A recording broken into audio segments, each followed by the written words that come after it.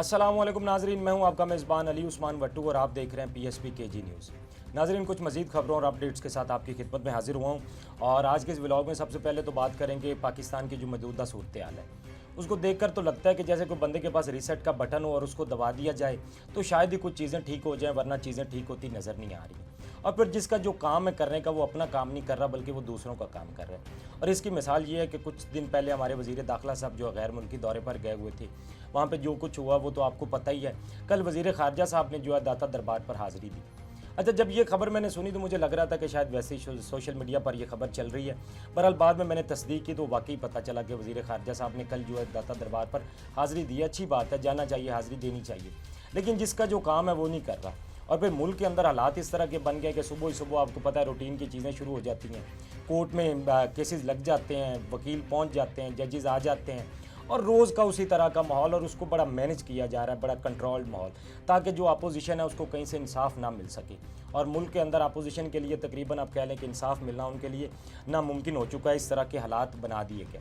ऐसे हालात में फिर हुकूमत अब पीका एक्ट भी लेकर आ रही है। अब पीका एक्ट को लेकर मीडिया और PTI एक पेज पर नज़र आ रहे हैं। कल मीडिया के कुछ लोग जो है वो PTI के लोगों से जाके उन्होंने मुलाकात की और उन्होंने कहा जी कि जो हुकूमत पीका एक्ट लेकर आ रही है इस पर हम आपके साथ हैं। चलें, अच्छी बात है। खैर, मीडिया को भी ये ख्याल आ गया कि वो PTI के साथ हैं या कहीं ना कहीं वो PTI से बात करने के लिए पहुंचे पीका एक्ट की वजह से, क्योंकि पीका एक्ट में आप देखें ना कि सहाफ़ियों के लिए तो बहुत सारे मसले हैं, कहीं ना कहीं PTI के लिए भी बहुत मसले हैं, क्योंकि सोशल मीडिया के जिस तरह के वो कवानीन लेकर आ रहे हैं उसमें PTI के लिए भी बहुत मुश्किलात होंगी। तो अब उन्होंने एक होने का फ़ैसला किया। उन्होंने सोचा है कि एक होकर आवाज़ बुलंद की जाए। अतः कि देखा जाए तो हमारा मीडिया जितना कंट्रोल रहा है, हालिया जितने भी फ़ैसले आए हैं अदालतों से, तो उस पर PTI को उस तरह से कवरेज भी नहीं दी जाती थी, या PTI का जो मौक़िफ़ था वो उस तरह से नहीं दिखाया जाता था मीडिया पर, और सारी चीज़ों को बड़े अच्छे से मैनेज किया जा रहा था। लेकिन अब जब पीका एक्ट आने के बाद सहाफ़ी हैं वो थोड़ा सा हुकूमत से दूर हुए हैं और अब उन्होंने उनकी कह लें कि कुर्बत PTI से बढ़ती जा रही है। अब PTI कहीं ना कहीं सहाफ़ियों के साथ भी ये मामला चला रही है और साथ ही साथ PTI को अपना बैकअप प्लान भी लेकर आ रही है, क्योंकि मुज़ाकरात का दरवाज़ा तो बंद हो चुका है। जब मुज़ाकरात नहीं करेंगे तो ज़ाहिर बात है PTI को कोई और ऑप्शन तो लेना पड़ेगा। अब जब वो अगर मुज़ाकरात की तरफ नहीं जाते हैं, कि उनका बैकअप प्लान आपके साथ शेयर करूँगा कि PTI क्या करने जा रही है। ग्रैंड अलायंस तो एक तरफ है, लेकिन कुछ और भी इस तरह की चीज़ें हो रही हैं, कुछ और भी डायरेक्शंस आ रही हैं, क्योंकि अली अमीन गंडापुर भी इमरान खान साहब से अडयाला जेल में मिले हैं। इंशाल्लाह उसके हवाले भी आपके सामने रखूँगा। और फिर सुप्रीम कोर्ट के अंदर आपको पता है कल 3 बड़े केसेस जो है वो लगे हुए थे, उनकी क्या सूरत हाल है, उन 3 केसेस के हवाले से भी इंशाल्लाह तमाम तर तफसीलात मैं आपके सामने रखूँगा। अच्छा, सबसे पहले तो हम थोड़ा सा आ जाते हैं इमरान खान साहब के केस पर। अब जो अलकादर केस का फ़ैसला है वो अपील के लिए जो आया था, खान साहब को सज़ा हुई है, उसकी अपील जो है हाई कोर्ट के अंदर दायर कर दी गई है।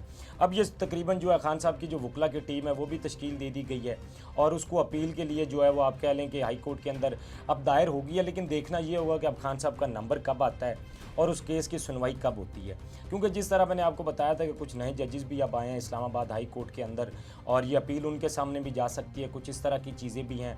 बहरहाल PTI ने वो अपना जो अपील है वो प्रॉपर तैयार करके तो हाई कोर्ट के अंदर जो है फाइल कर दी गई है। अब देखना होगा कि इसमें क्या अहम पेशरफ्त होती है। इंशाल्लाह इस हवाले से भी मैं आपके सामने चीज़ें रखूँगा। अच्छा, एक तो मैंने आपको बताया कि हाई कोर्ट के अंदर अलकादर की जो अपील फाइल हुई है। अब कल हाई कोर्ट के अंदर जो इद्दत केस का पहले फैसला आया था तो खबर मानेका ने दोबारा वो अपील के अंदर गए थे। अब अपील के अंदर जब कल इस्लामाबाद हाई कोर्ट के अंदर ये केस लगा तो इसको आज़म खान साहब सुन रहे थे, तो PTI के वकला ने कहा जी कि आप ये केस ना सुने, हमें आपसे खदशात हैं। तो आज़म खान साहब भी इस केस से अलग हो गए।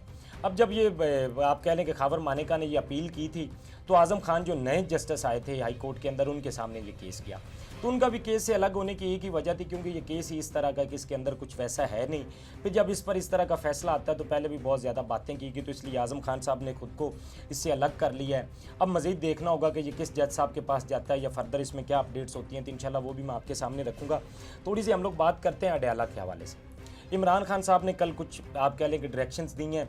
एक तो उन्होंने इमरान खान की हदायत पर जो है आलमी राब्ता कारी के लिए रऊफ़ हसन की सरबराही में खसूसी कमेटी बनाई गई है और सलमान अकरम राजा, वलीद इकबाल साहब हैं, साजिद बरकी हैं, खतीजा शाह और अली असगर खान को इस कमेटी के अंदर शामिल किया गया।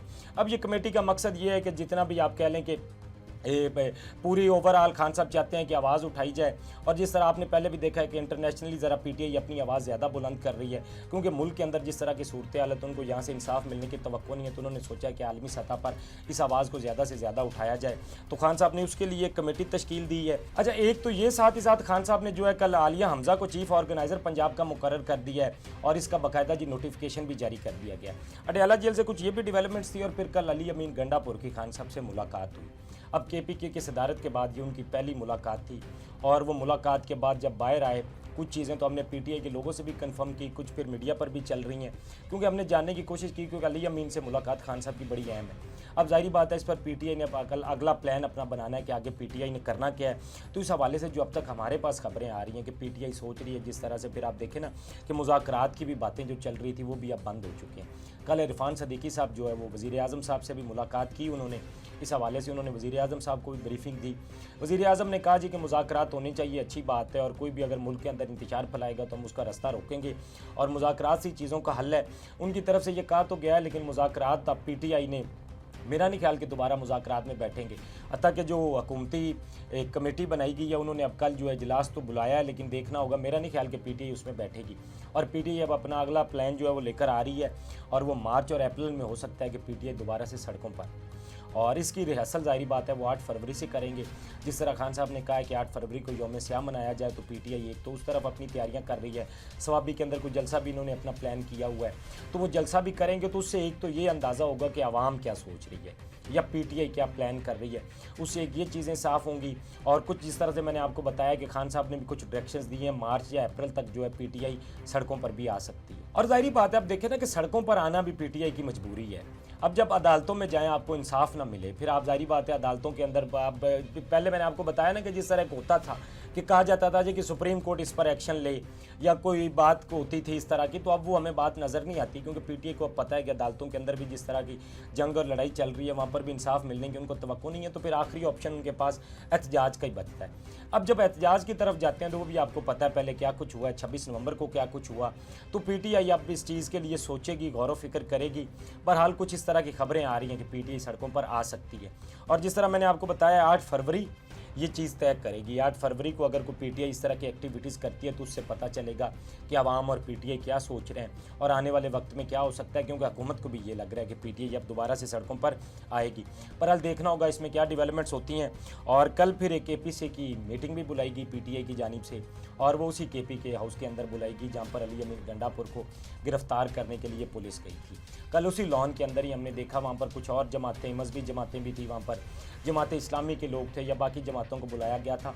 और उस एपीसी की मीटिंग का ये मकसद था कि अमन व अमान की सूरत हाल को देखा जाए और उस हवाले से जो चीज़ें हैं उन पर बातचीत हो। तो इसलिए कल एक तो ये भी बुलाई गई, और उसमें जिस तरह मैंने आपको बताया कि काफ़ी सारी आप कह लें कि मजहबी जमातें वहाँ पर थी और कुछ चीज़ें हुई हैं।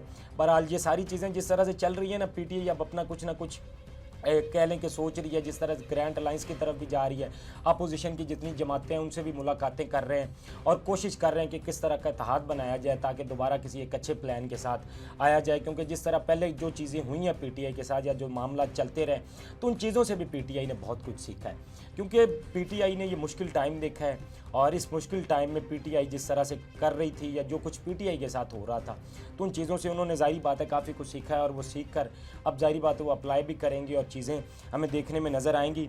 बहरहाल ये चीज़ें तो एक तरफ चल रही हैं।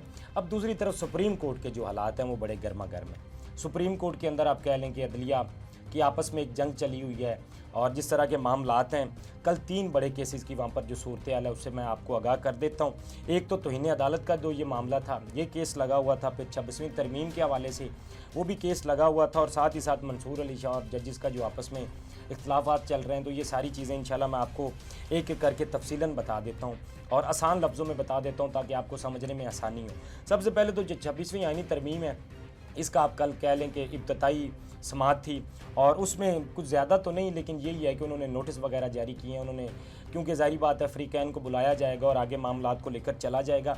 और फिर ख़ास तौर पर इस पर बात की गई कि क्या आने वाला मुमकिन तौर पर इस पर फुल कोर्ट बनाया जाएगा या इस पर जो मीडिया की कवरेज है वो होनी चाहिए या नहीं, ये चीज़ें तय होंगी। क्योंकि हामिद खान साहब ने ये जो है केस फाइल किया था और उन्होंने कहा था कि ये आप कह लें कि 26वीं आईनी तरमीम को रिवर्स करके जो 1973 का आइन है उसको उसकी असल शक्ल में या उसकी असल हालत में उसको लाया जाए। तो इस पर जो है वो नोटिस जारी हो गए हैं और 3 हफ्तों के बाद जो अगली ये समाअत होगी तो इसमें देखना होगा क्या डेवलपमेंट्स होती हैं, क्या चीज़ें होती हैं। जैसे मैंने आपको बताया ना कि इब्तदाई समाअत थी तो ज़ाहिर बात है उसमें तो एक दफ़ा नोटिस ही जारी किए गए। ये 3 हफ्ते के बाद अब दोबारा जब केस लगेगा तो इसमें इंशाल्लाह चीज़ें जो भी सामने आएंगी मैं आपके सामने रखूँगा। अच्छा जी, तो तौहीन अदालत का मैटर था, अब ये भी सुप्रीम कोर्ट में कह लें निपटा दिया गया है, क्योंकि ये केस जो है वो आप कह लें कि रेगुलर बेंच से लेकर आईनी बेंच के सामने जब रखा गया था तो उसके बाद जो है तौहीन अदालत का नोटिस जारी किया गया था मंसूर अली शाह साहब की जानिब से। फिर उस पर फैसला महफूज भी किया गया। अतः कि रातों रात जिस तरह सुप्रीम कोर्ट के अंदर हलचल हुई, केस भी फाइल किया गया और दोबारा से उसको जब अपील के लिए वो लगाया गया, लेकिन उससे पहले ही मंसूर अली शाह साहब ने अपना फैसला सुना दिया और उन्होंने अपना वो नोटिस आप कह लें कि जो तौहीन अदालत का दिया था उन्होंने वो वापस ले लिया। और जब उन्होंने ज़ाहिर बात है वो वापस ले लिया तो उसके बाद तो कह लेंगे कोई चीज़ बची नहीं थी कि जिसको दोबारा से सुना जाता। तो एक तरह से ये मैटर तो क्लोज़ हो गया है, लेकिन इसमें जजेस के आपस में बहुत सारे कह लें कि आप एक दूसरे के साथ जो है उनकी गुफ्तगू रही है और एक दूसरे पर उन्होंने इल्ज़ामात भी लगाए और चीज़ें कुछ इस तरह की रही।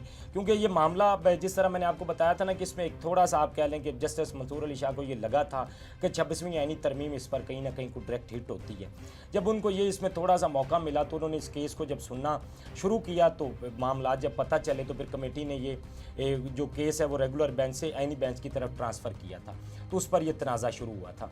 बहरहाल आप कह लेंगे ये कहीं ना कहीं तनाज़ा निपटा दिया गया है, लेकिन सुप्रीम कोर्ट के अंदर अब भी एक जंग है और ये लग रहा है कि जो नए जजेस हैं वो दोबारा आएंगे तो फिर ये फुल कोर्ट की तरफ मामला जा सकता है या इस पर कोई भी चीज़ें हो सकती हैं। क्योंकि मुमकिन तौर पर अब ये लग रहा है कि नए जजेस सुप्रीम कोर्ट में आएंगे तो उसके बाद कुछ चीज़ें वाज़ेह होंगी, क्योंकि तब तक तो मामलात कुछ इस तरह के हमें नहीं लग रहे हैं। और फिर देखें ना कि जिस तरह की सूरत हाल है, हुकूमत की मर्ज़ी के अब जजेस आने हैं। अगर नून लीग जो मर्ज़ी चाहेगी, पीपी जो मर्ज़ी चाहेगी, उनकी मर्ज़ी के जजेस आ सकते हैं। और सुनने में तो ये भी आ रहा है कि इस्लामाबाद हाई कोर्ट से शायद आमिर फ़ारूक साहब को भी सुप्रीम कोर्ट लाया जाए और फिर हाई कोर्ट के जो जजेस हैं उनके जो मोस्ट सीनियर 5 जजेस हैं उनमें से शायद किसी को लगाया जाए, या ये भी हो सकता है कि लाहौर हाई कोर्ट से वहाँ पर किसी जज को बुला लिया जाए। क्योंकि अब ये सारी गेम तो होनी है इनकी मर्ज़ी की, ये अपनी मर्ज़ी से किसी भी जज को ऊपर ला सकते हैं, फिर उससे अपनी मर्ज़ी के फ़ैसले भी लेंगे और कुछ इस तरह की मामलात हैं। और मैंने आपको बताया ना कि एक अदालत पर एक पहले होता था कि कहीं ना कहीं लोगों की नज़र होती थी अदालत की तरफ यहाँ से को हमें इंसाफ मिलेगा, तो अब वो भी सूरत हाल नहीं रह गई है, क्योंकि इतना ज़्यादा कंट्रोल कर दिया गया माहौल को, चीज़ों को। तो कुछ इस तरह की सूरत हाल है सुप्रीम कोर्ट से। और अब आखिरी जो खबर है वो आ रही है जी डोनाल्ड ट्रंप साहब के हवाले से। अब उनकी जारी बात है हुकूमत बन चुकी है और आते ही उन्होंने एक फ़ैसला किया, तो उन्होंने ये फ़ैसला किया था कि अमेरिका के अंदर जितने भी लोग गैर कानूनी तरीके से रह रहे हैं उनको यहाँ से भेजा जाए या निकाला जाए आप कह लें। तो उन्होंने ये फ़ैसला किया और फ़ैसला करने के बाद उन्होंने जो कोलंबिया को सबसे पहले जितने भी कोलंबिया के लोग थे उनको वहाँ से उन्होंने कह लें कि भेजने का फ़ैसला किया। और जब जहाज़ भरकर उन्होंने अमेरिका से उनको कोलंबिया भेजा तो कोलंबिया की गवर्नमेंट ने कहा जी कि हम इनको यहाँ पर नहीं आने देंगे। जब उन्होंने इनकार किया इस चीज़ से तो फिर उस पर अमेरिका ने बड़ा सख्त एक्शन लिया और सख्त एक्शन उन्होंने लिया, उन्होंने उन पर पाबंदियाँ लगाई। और पाबंदियाँ उन्होंने लगाई हैं, एक तो उन्होंने कहा जी कि जितना भी कोलंबिया से जो भी चीज़ें आएंगी अमेरिका उन पर टैक्स लगाया जाएगा। पहले फ़ेज़ में तो उन्होंने कहा 25% और दूसरे फ़ेज़ में ये जो टैक्स है वो 50% तक हो जाएगा। और फिर उन्होंने सफरी पाबंदियाँ भी लगा दी हैं और अब वो कोई भी आप कह लें कि सफ़र भी नहीं कर सकते हैं। और उसमें आम लोग भी, हुकूमती लोग भी, या जो भी सारे मामलात हैं, कोई भी वहाँ पर जो अब सफ़र है वो सफरी पाबंदियाँ भी लगा दी गई हैं। तो कुछ इस तरह की सूरत हाल और ट्रंप साहब की तरफ से ये सख्त एक्शन लिया गया। और सिर्फ यही नहीं, साथ ही साथ अमेरिका ने अब कह लें कि पाकिस्तान की इमदाद बंद करने की भी तस्दीक कर दी है। पहले तो ये खबरें आ रही थी, अमेरिका ने इसकी तस्दीक कर दी और उन्होंने कहा जी कि अमेरिका की जानिब से इमदाद बंद किए जाने के नतीजे में मुतअद्दिद अहम मनसूबे भी मुअत्तल होंगे। तो ये कुछ सूरत हाल है, कुछ डेवलपमेंट्स थी अमेरिका के हवाले से भी जो मैंने आपके सामने रखी हैं। अपने फीडबैक से हमें ज़रूर आगाह कीजिएगा। अब तक के लिए इतना ही। अपने मेज़बान को दीजिए इजाज़त। अल्लाह निगहबान। इस तरह की और वीडियोस देखने के लिए सब्सक्राइब कीजिए हमारा चैनल और देखते रहिए PSPKG न्यूज़।